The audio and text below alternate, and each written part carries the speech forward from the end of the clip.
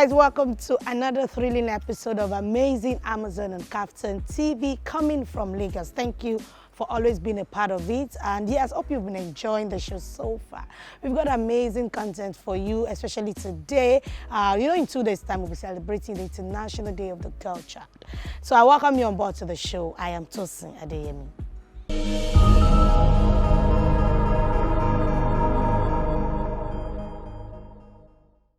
Yes, in a few days' time, we'll be celebrating the International Day of the Girl Child. Yeah, we need to focus on the girl child because they are future. You know, you train a girl, you train a nation, you train a generation. So we need to make them understand how to make a difference. You don't need to wait till when you become a woman or when you graduate from school before making a difference.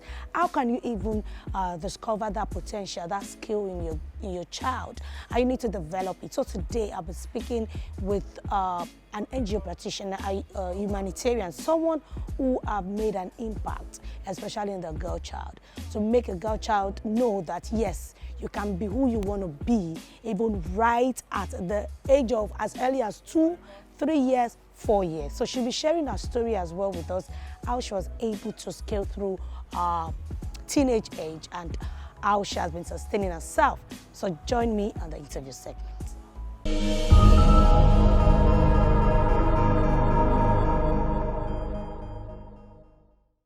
All right, welcome to the interview segment. Yes, today, in 2 days' time, we'll be celebrating the International Day of the Girl Child. So today, we want to address the girl child, the teenage girl. Yes, it's never too early or you're never too young to start living your dreams. So I'm here to speak with an NGO practitioner, someone who is a humanitarian.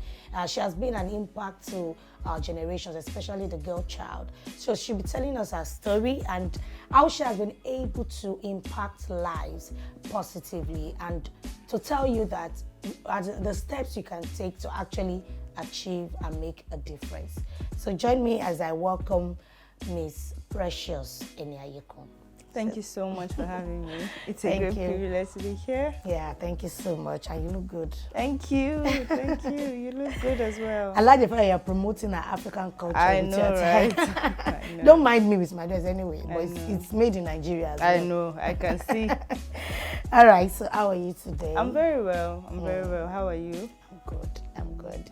All right. So let's meet you. Let's meet Miss Precious Eniayekan. Who is Miss Precious exactly? Okay, I think I'm first a full-blooded Nigerian. I'm all about Nigeria, everything Nigeria. Marketing communications expert. Aside from being a humanitarian, I do that for work. I do marketing comms, I do personal branding, I do corporate branding for individuals, politicians, and the rest of them. And also, I'm passionate about helping humanity, and that's what prompted me to start the Stella Initiative and also the Stella Academy. So the Stella Academy is an academy that's trying to bridge the skill gap in Nigeria. Everybody is jackpotting now. Yes, that's the trend. Other people have to take their jobs, and sometimes people say there are no jobs, but there are actually jobs, but there are no people that can do those jobs. So what the Stella Academy is doing is bringing up young people to take on jobs that are available, right? Or help them to create more jobs. Sometimes we say, oh, the government is not doing this, they're not doing that. But for a nation to thrive, it's not just on the government, it's on the people, it's on its citizens. Nigeria is not our president. It is me, it is you, So we are trying to do that at the Stella Academy. And apart from that, I run a fashion business as well, hence the Adria attire. Wow. So yeah, that's basically what I do. I believe in people, I believe in Nigeria, and yes, I believe in God. So that's who I am. Okay, so let's start from your childhood now. How would you describe growing up? Because for someone to be able to achieve all of these, we really want to know how you started. So I usually don't like telling this story, but like they say, there's no great person without a story, whether good or bad, right? So for me, it wasn't all rosy. I would want to say I didn't even have a spoon at all. So sometimes people look at me and like, oh, you can't understand, you're from the, I'm like, okay, because there were times where I and my family had to sleep in a church. We were homeless for a long time. You know, sometimes we, you know, when you have, you got rice from your neighbor, and because they gave you rice, you can't go back and beg for stew. You have to use groundnut oil and salt and sprinkle salt on it. And you know, so I had that kind of terrible childhood. It was so bad. I was abused severally, like constant, because I was always on the street trying to beg for my siblings. We were 4 girls, 4 beautiful girls. Yeah. So And I'm the first girl, you know. So imagine having to live up to responsibility at the age of 3, you know, because my second sister came at almost 4 years old, you know, changing diapers, taking care of my sisters. My parents did their absolute best, you know, but it was a whole lot of having to deal with poverty, having to deal with abuse, having to deal with neglect, because as the first child in a poor home, nobody cares about, oh, I love you, you look good today. My dad is worried about his family. My mom is super worried that she married a broke man in court, and you know, she had to work, he had to look for food, I had to take care of my siblings. So it was a whole lot of neglect. Nobody cares about what you are going through, in as much as there's food. And I grew up in that space for a long time, you know, so I grew up having to fight for people's love, get people's attention, because I didn't get it from home.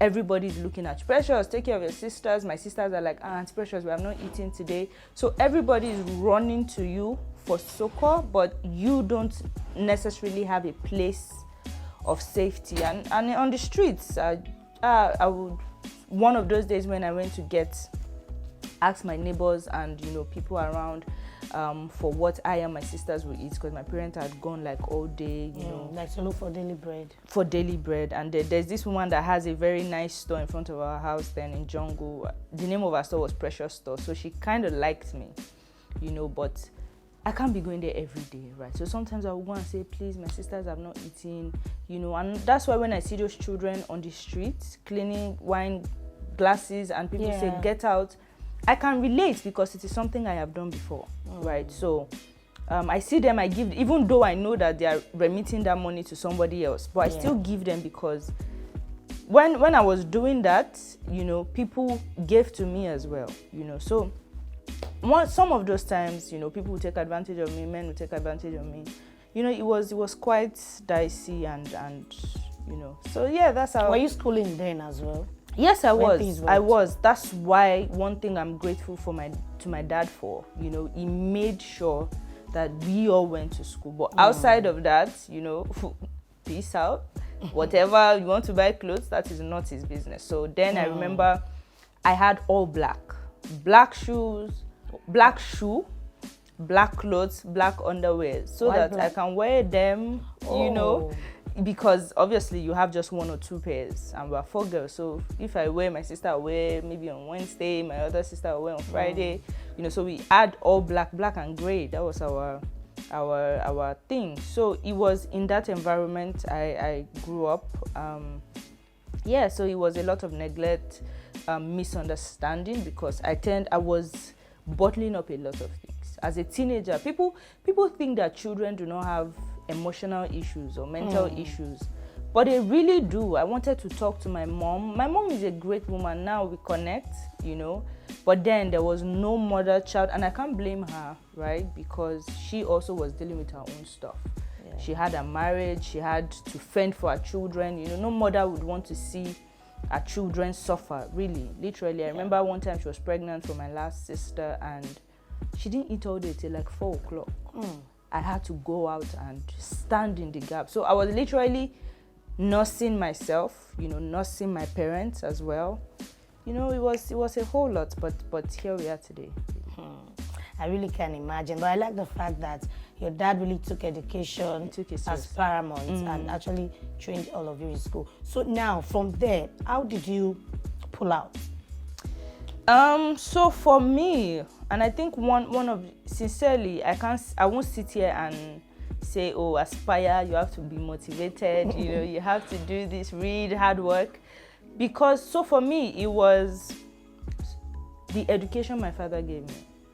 Because one thing it did, I remember one time I went to one of these very sweet secondary schools in Jungle, Honey Spring, I can never forget. That school is for the elites, right? So you will pay for school bus, you don't bring food to school, you pay for food. So they have a lunch place where there's AC. Okay. Friday is swimming time, and there's school bus and everything. Then my dad went there and said, see, remove school bus, remove swimming, remove library, remove food. How much is school fees? And we didn't even pay, because it was only one term we used. They even chased us. They had to use school bus to go and drop us at home. That, please, you people should not come again. Wow. But that honey spring, I saw people. Imagine, that was one of the things that gave me my childhood traumas. Imagine being in class, and break time, every single person goes to break. So I was in maybe primary 5, my sister was in primary 4, because she's super intelligent, So imagine the entire school, it was only I and my sister that were in class during break, Library we could not go, swimming we could not go, but I saw people with money. I saw small children that would come. There was one girl, she would always steal part of her food and come and give me in class. Wow. If I see her now, I'll probably not recognize her, but that was something for me. I didn't want my children to end up in that space, right? So I think it was pictures that I saw, and we connected. End of the year party will come, I'll see their parents. I'm like, nah, I can't.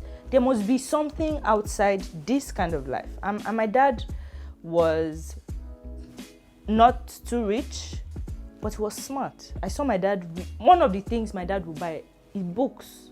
Now my dad is in his 60s and he has his entire, like if you walk into a room, all books.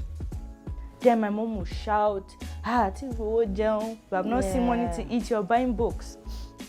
And it didn't make sense to me. I'm like, for now that I think about it, he wasn't actually buying the books. They were giving him the books, but he was requesting for the books, right? But my dad prioritized knowledge above every other thing. Yes, we might not see food, and it translated into putting us in good schools. Even though you had to wear tattered uniform, my dear, sit down, sew it countless times where they will call us on assembly. Our uniform is navy blue, we'll use red thread, but you will stay there and learn, And I think that was one of the things that helped me. Then I got into university. I started to read books. I didn't like to read. I was going through a lot. I was a small child. Don't stress me, Let me see food. But I got into university and I started to meet people. All those universities where they organize seminars where people will come. We had Pastor Dami Oluwatoyinbo then, I can never forget. He was in his 20s and he wrote a book. And that was the first book I read. And I'm like, this man in his 20s sounds super intelligent. I want to be like this person. Then I reached out and it was like, oh wow, thank you, So I exposed myself to all of those things. But it wasn't intentional. Okay. I didn't say, I wanted to be great, but I didn't know how to. So, but I was just, seminar, please, there's nothing I'm doing, let me just shout. And that's the thing when people say, oh, all these aspire people, they just want to, it's a lie. Sometimes you don't know what that thing is doing for you until you need it. Now I look at my life, I finished university 10, 11 years ago, and I've seen how my life has gone. And it's not just me, all my sisters are doing so well, But it was from the desire to be great. I did not want to end up like that. I knew people that went to school together, secondary school, we grew up in the same neighborhood. Some of them are still there. They're still there, they gave up too early. And that's one thing my dad and my mom didn't allow us to do, because one time after the poverty was too much, my mom started a school. I saw her start that school from zero, from nothing, and the school wasn't working at first, but she kept on. She's still doing the school till today. Wow. So all those little things, pictures of people that you admire, that you see, desire to want to be great, even when it doesn't look like kids. My mom looks at me, and if she was here now, she would just be looking and be like, if they had told me, I would not believe, because we literally came from a place. We're staying in Okera for years. Then we moved to Aruno, we moved back to Okera. So if you know where Okera is, So for years. So none of and I didn't have a cousin that was doing this kind of thing. I didn't have a mentor. I don't, maybe I have now recently, but for a long time I didn't have. So there was no picture that I could model after. Even for TSI, I tell people, I said TSI was an instruction for me. It wasn't a backup plan that, oh, if marketing communications did not work, I would do NGO. When I started, there was no template. I didn't see anything. People knew what NGO was, but I didn't know. I was just coming from, the slum, and I just wanted to help people, and that's why I felt like that was how the trajectory of my life had been. I was just hungry for something more than living from hand to mouth. That's what it was for me. I'm really, really inspired by what you said, because I'm very sure that a lot of people are experiencing the same thing you experienced then. And just like you said, that some people gave up too early, and now they are regretting it. And I like the fact that you did not give up early, and you are a motivation to a lot of people. I must say I'm inspired. Okay, now, so out of all of this that you experienced, you pointed out that you got the desire to be great. What are the lessons that you feel that you have learned from everything that you passed through during your childhood? The lessons it has taught you and you have been living with. So the lessons I learned is, first, enjoy every moment. Even in that state. Good or bad? Good or bad. Now I go to, because one of the communities I work with is Oworo. Okay. And Makoko. When you enter there, you see children living in debts, and they are excited, they are happy, they are peaceful. That's one of the things, maybe because looking back, maybe because it was a lot for me as a child, right? But now one thing is, that's why tomorrow, even if I'm broke to the last kobo, you can never know, because I have determined that anytime I wake up is my morning. So I will enjoy it. Good, bad, man leave me, man don't leave me, I don't see food to eat, I will dress like I'm the owner of the world. But that's one thing I didn't do then. I was always looking forward to, when will I finish secondary school? When will I finish university? When will I get married? When will I buy my first car? So we don't enjoy as the day goes by, And now you see that you're growing old. All those years, when I was in uni, I went to uni in Benin Republic. I could have met amazing people, but I was just looking forward to when graduation will be, And it was just church, school, because it takes me to my second point. See, believe in yourself.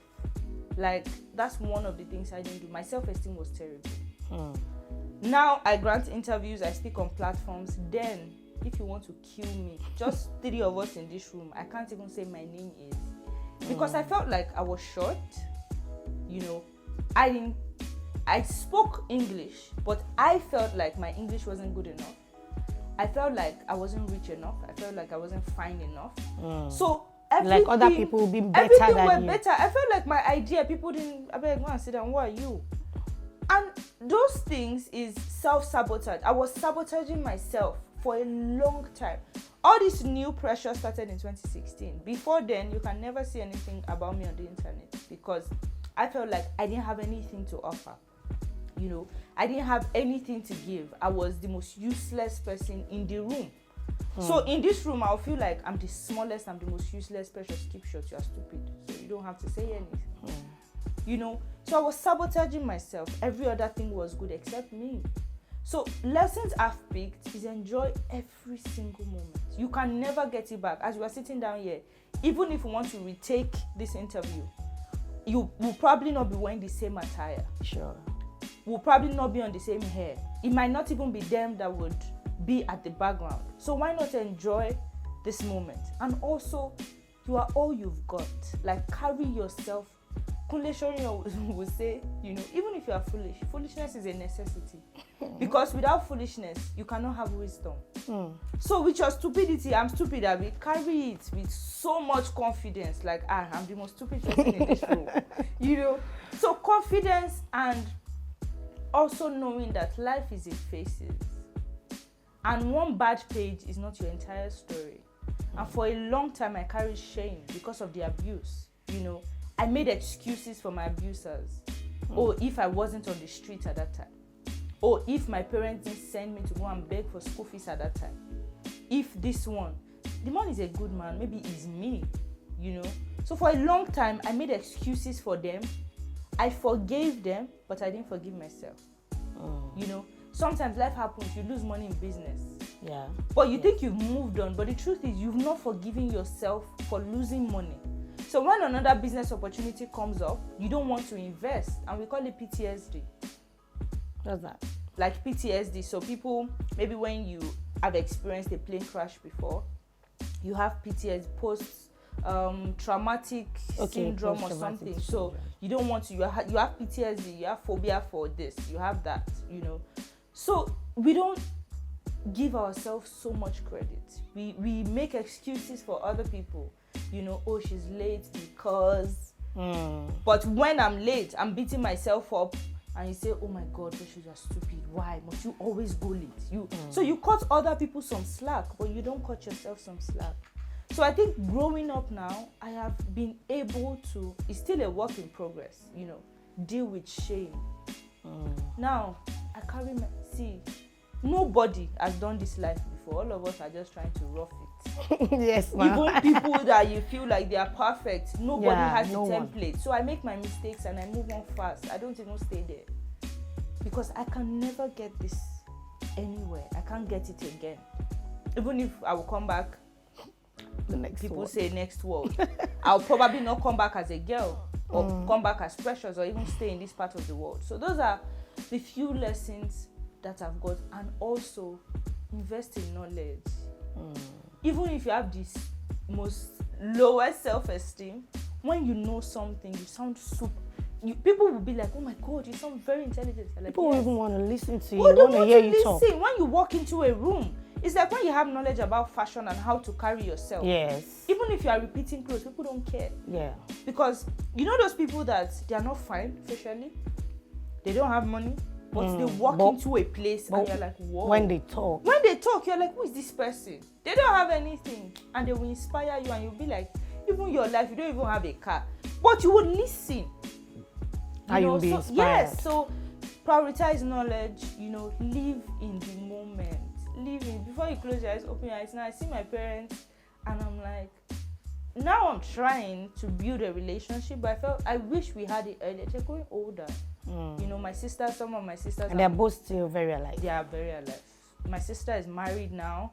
My third sister is everywhere. So all that time when we used to eat and beg, all of us were in the same space. Now life has taken everybody differently. So I wish we did more fun things, or we did a lot of things together, right? So yeah, it's just live in the moment, no regrets, Shame will always be there, but choose not to be ashamed of anything. Choose not to be ashamed of anything. Your mistakes, your errors, your fears, your weaknesses. We are humans. That's what makes us humans. Yes, if we don't have those things, we won't need God for anything. Exactly, you're right. Yeah. Okay, so now after graduation, didn't your parents pressurize you go get a job at least to be able to cater for the family, bring back to the family? They've invested so much in you, in your education. Oh, it's now for you to take up job, look for work and start feeding the family. Didn't they pressurize you? Trust me, it was a struggle. I remember times when my dad would call family meeting, because imagine using all your life savings to send a child of course, to a private school. And she comes back and says she wants to be feeding the poor. It doesn't even sound nice to an average African man. Can't you see that you are poor yourself? But I thank God for my mom, really. She saw what, I didn't know why. I didn't understand why. So I'll give you a backstory. I got into uni. My sister also got into that same uni. Okay, at the same time? No, 1 year after. Okay.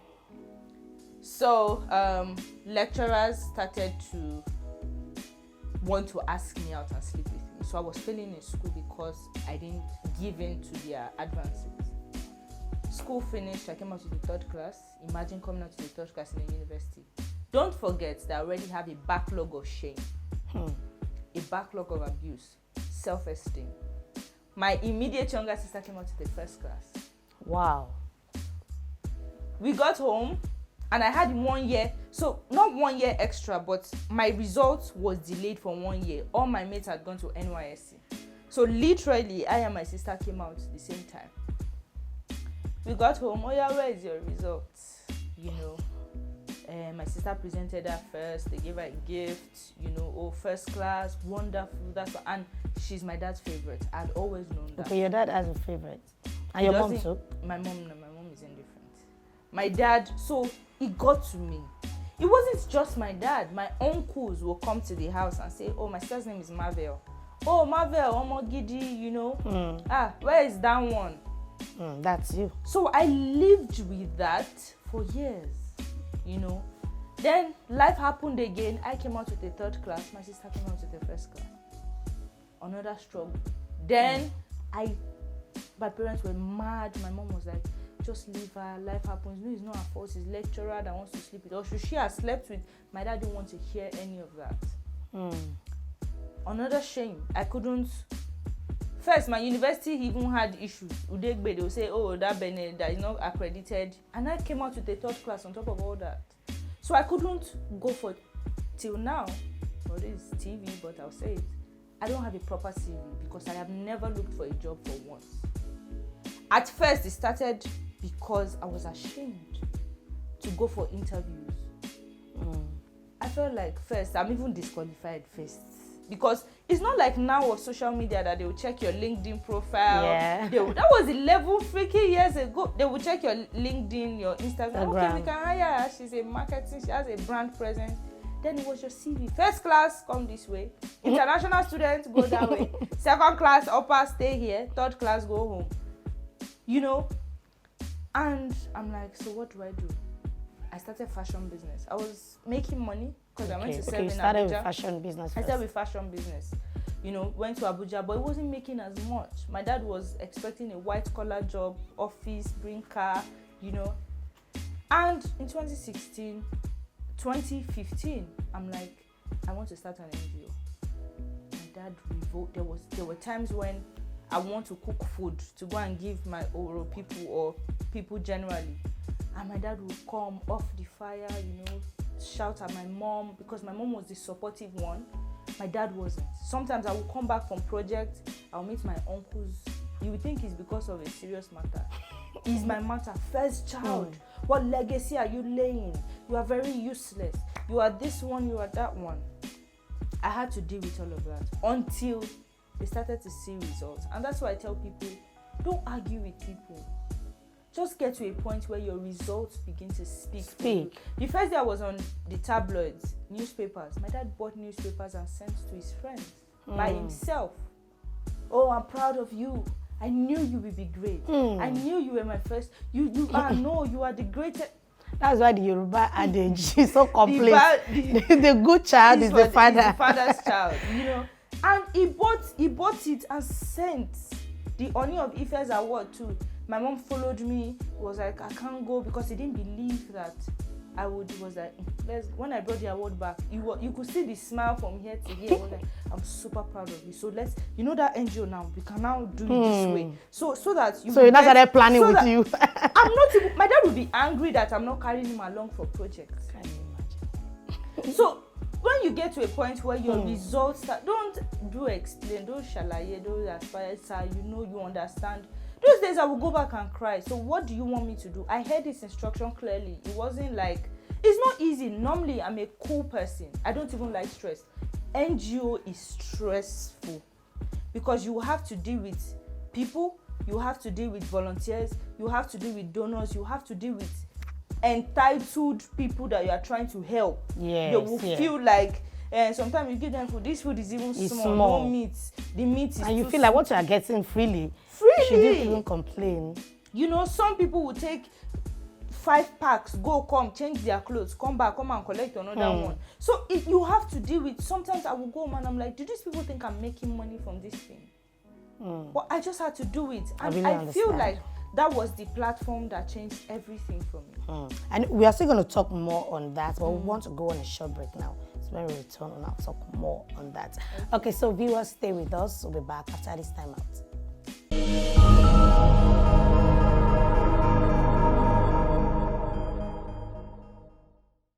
right, so welcome back to the final lap of the interview. I've been speaking with Miss Precious Eniayekan, and she has been sharing her story with us.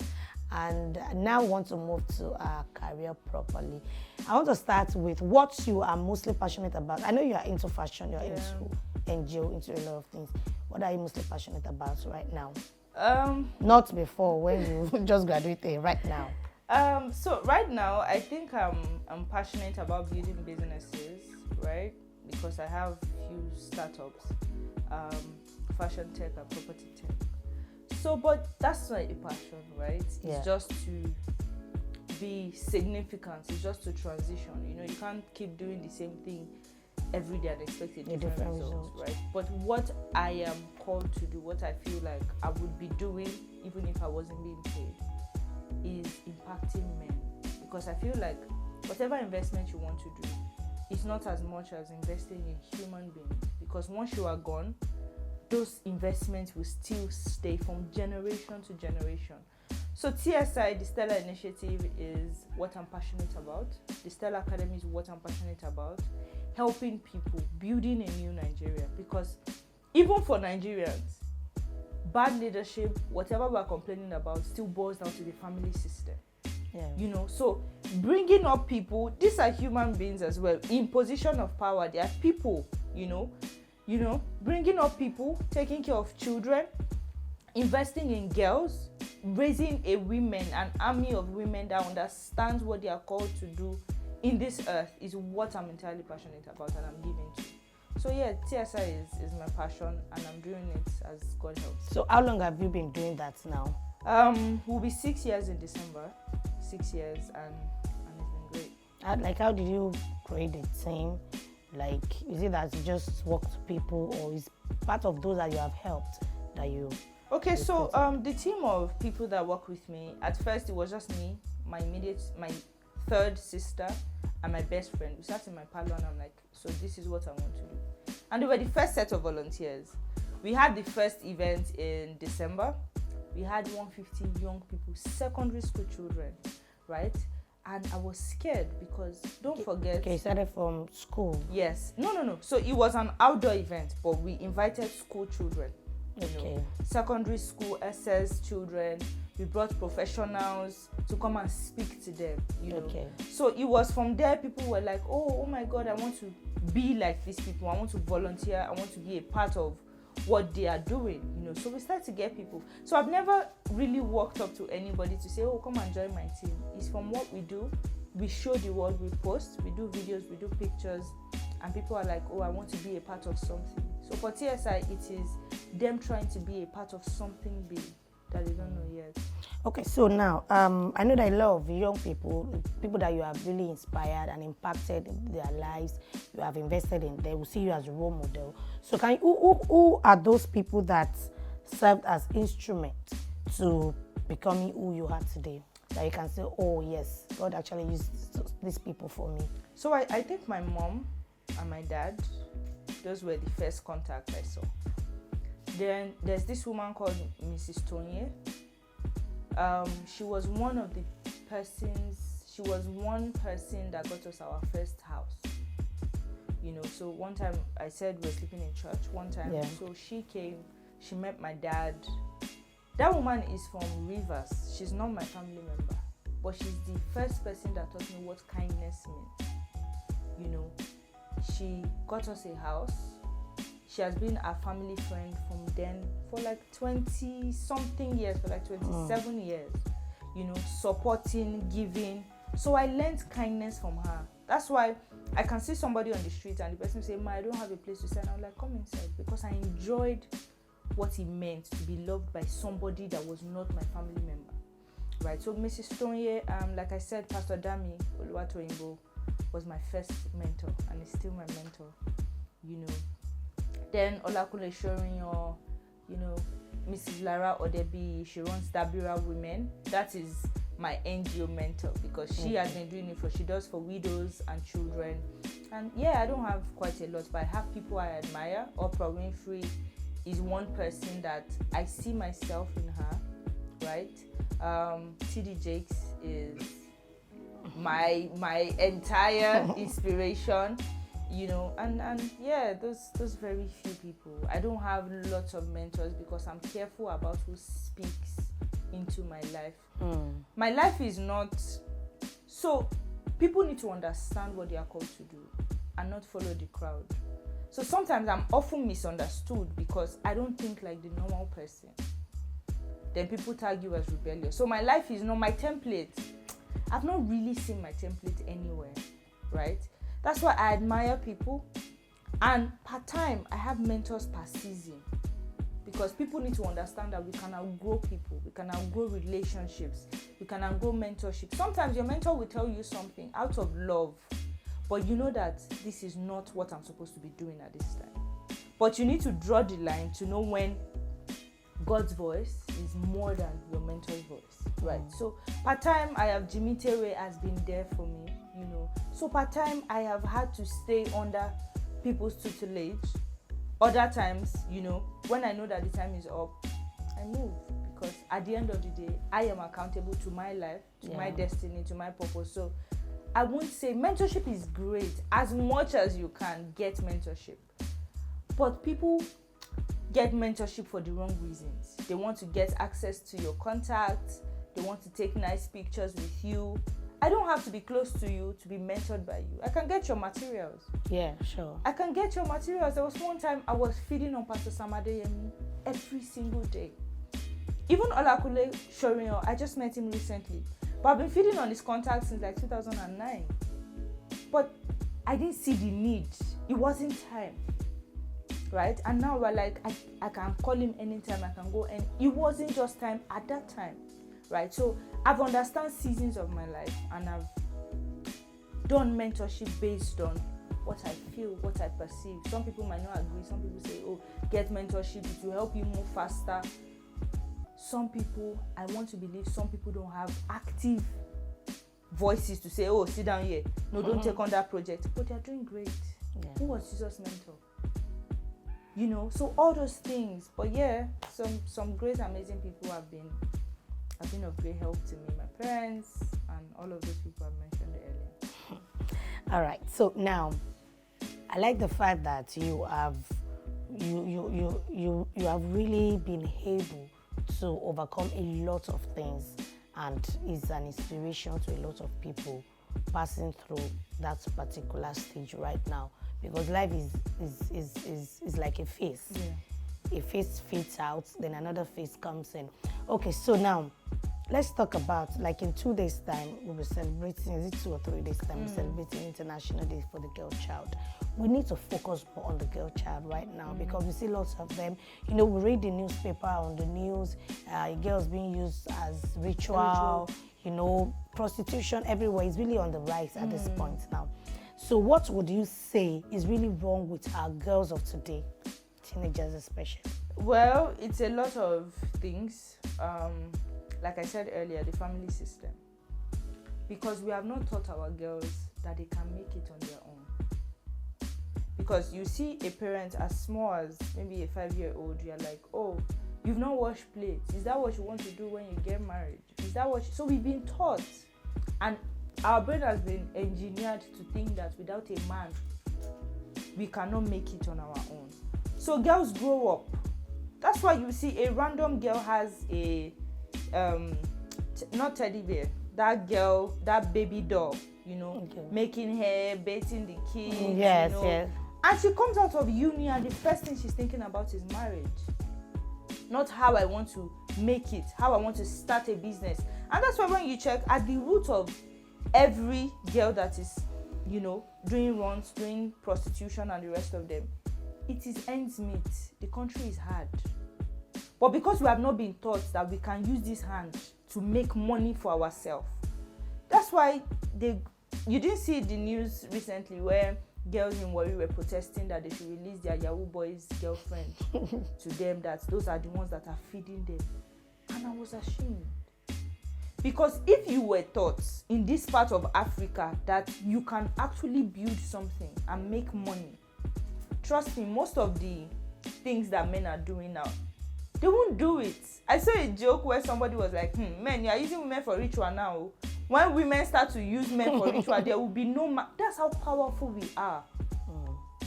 That's how powerful we are. See, women are stronger than men, but we were not taught, we were not told that by our fathers. We were not told enough. The research shows that an average girl, a girl needs an average of 97 hugs per day to feel loved. But if you check a normal girl, even in my entire life, for my father, I have not even gotten 2 hugs. The first hug I got was when I graduated from uni. After my graduation, fine girl, side hug. But research is telling you a girl needs 99 hugs from her dad to feel like she is loved and accepted. So we've not been taught. We've just been taught, your mother is in the kitchen, stand there. Do this one, do that. You know? And the world is changing. It's tougher. Our parents had it easier. Then they paid them to go to school. If you say you are going to... Most of my uncles, they traveled abroad. They are based abroad. Why? Because they chose to go to school in Kogi State at that time. Government was paying them salary for going to school. Now, the average girl, she's either selling hair, selling clothes, and we are plenty selling those things. Yeah. So, and nobody likes poverty. So the country is hard, and the family system didn't help most of our girls. It didn't help most of our girls. In the other part of the world, women are the powerful ones. Yes, Men will mess up, they will lock you behind bars. Exactly. But here we are the weaker vessels. People get raped, people get used, you know.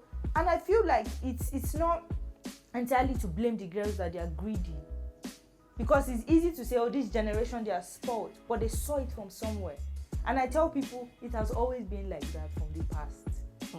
It has always, it's just social media that is showing that broken marriages has always been from the past. I know all those older women that are not with their husbands, all those Isalaiko women, all those women. So it's now that, oh, divorced, 2-3 months, you are divorced. It's social media that is showing you that this is what has been happening. Because I can't be a greedy girl. I saw it from somewhere. I have mentors in that industry, right? All those then, it was a shower work they are calling it. Now it's runs. It's call girl. Yeah, call girl. Yeah, they've switched the name. Then it's harlots. You know, harlots. Ashewo. This one now is, I'm a call girl, please. I'm an escort. Can you imagine? You know, so it is, and it will keep getting like that until we teach our girls to be powerful. Now I see girls in tech. I see girls in, that means the parents of this generation are getting something right. My neighbor has a girl child that is 6 years old. The girl is already learning coding. Imagine that kind of girl. When she gets to 13, she's making money, building websites. What money does a man want to give her and say, oh, come to my hotel room, come and collect 5K, that she cannot do for herself? But the family system needs to work. Treat boy child and girl child equally. Teach them to be strong. You know, and not to depend on anyone. Teach them to be strong. And I see that gender disparity, because one time we were focusing so much on the boy child. Oh, my boy, sit there in the parlor, they'll bring food. Now the world is changing, feminism is coming. Now we are focusing on the girl child more. So we need to find a balance. Because this girl child that you're doing, because now girl child, they have many initiatives, you know. She can code, she codes, she does this vocational school. The boys are being neglected in a way. And do you think boys are being neglected? So we have, if you check, it's like more focus is on the girl child now than the boy That's child. what I'm saying. So these girls will still end up coming back to these men, right? So I get for every generation is different, but we need to find a balance. And for the girl child, it's letting her know from childhood that you are powerful. You can do it. You can make it on your own. Without you, a generation will be wiped out. Yeah. Exactly. Like, you are that powerful, but we don't let them know enough. You know, we relegate. That's why when I watch music videos and girls are shaking their bum and the men are fully clothed, I'm like, oh my God. But it is what? Because they'll be paid for it. How much? 10K max. You get 40K. That you can make in by just being diligent with your business. But that's how much we've reduced the female child to an object. And the thing is, the thing you constantly hear is what you become. Somebody like me, I don't know how much money you want to have. You might be richer than me, but there are some nonsense I will not take from you. Exactly my point. But once we reorientate girl child in our schools, in our companies, in our offices. There are some companies that their customer care, even as a customer, you cannot treat their staff anyhow, they will lock you up. But there are some companies that they will blame their staffs for treating, they will say customers are always right. So what's the difference? The employer, right? Yeah. So the more you invest in knowledge, like giving the girl child knowledge and saying you can do this, you can become this, come let me teach you tech, empower her, give her a laptop, give her this, give her that, she will grow up and also bring more people to knowing that, see, girls, we can do this thing and we're not settling for less. Yeah. All right, thank you so much. We'll need to wrap up now, but before we go, I would like you to say 1 or 2 words to a girl child watching right now, because I know that you don't have to wait till you graduate before you start making a difference. So what message would you like to pass to every girl child, every female watching right now? Yeah, so if you are a female, if you are a girl, I just want you to know that you are enough. You are enough, right? You can do it, you can make it, you can succeed. Like, you have every single thing. You have the face, you have the brain, you have the mind.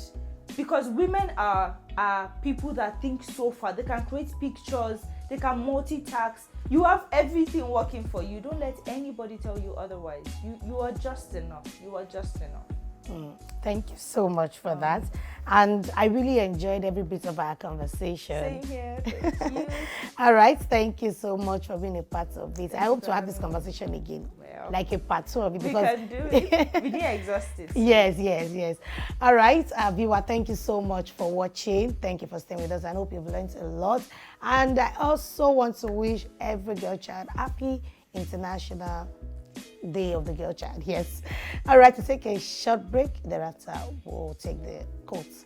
So stay with us.